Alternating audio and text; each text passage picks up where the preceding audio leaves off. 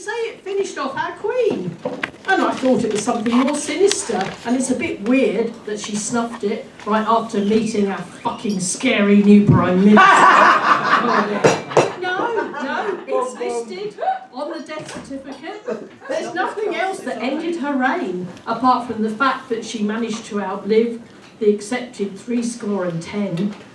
And I like to believe she was really a lizard, an alien from outer space. And she'd always be with us forever, with currency emblazoned with her face. But now I'm feeling slightly panicky, unprepared, and I'm quite annoyed, because I was always led to believe old age was something to avoid. And I did quite well, yes, but it creeps up on you without warning.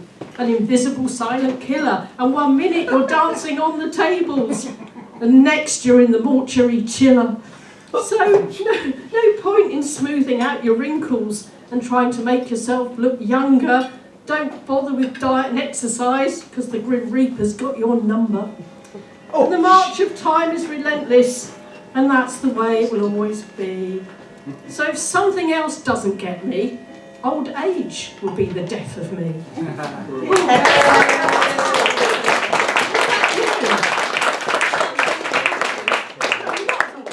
not far off it. That's like my younger sister, by the way, if you didn't know. Oh, the better looking one.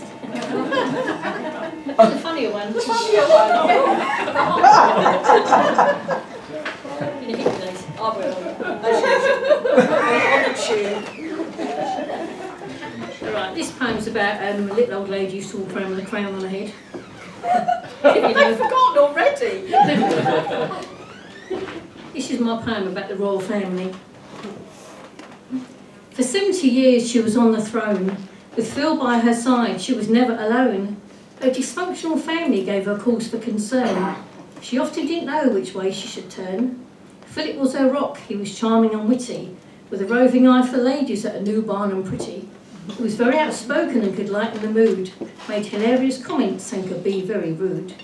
When Charles married Diana, their sex life was vanilla, but the prince didn't care because he was still shagging Camilla. So unhappy he couldn't be with his one true love, the poor prince had to obey the rules from above. Princess Anne, she was earthy and often quite coarse, yelling naff off to reporters when riding her horse. She won medals for riding, she lived in the saddle. Her first marriage ended up shit creek with no pedal. Prince Edward liked acting and being on stage, a career in which he could fully engage. He joined the Marines but preferred the ballet. Rumour had it that he was secretly gay. Prince Andrew was Queen's favourite son, who joined the Royal Navy for travel and fun. He fought in the Falklands, a pilot renowned, the playboy prince who would never be crowned. Diana was stunning, the people's princess, openly flirtatious, who was loved by the press. A brilliant mum to her sons William and Harry, an innocent broodmare who was pressured to marry. Fergie the redhead was jolly and loud, made the Duchess of York, of which she was proud.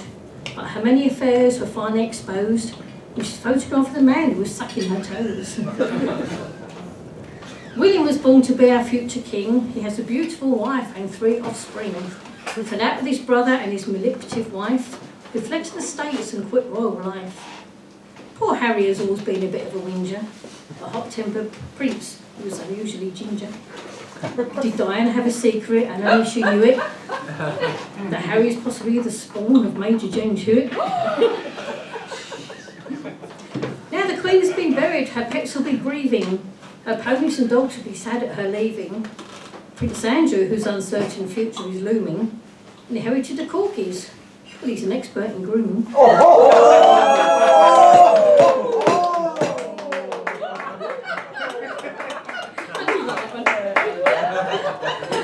So now it's King Charles, he's been waiting so long.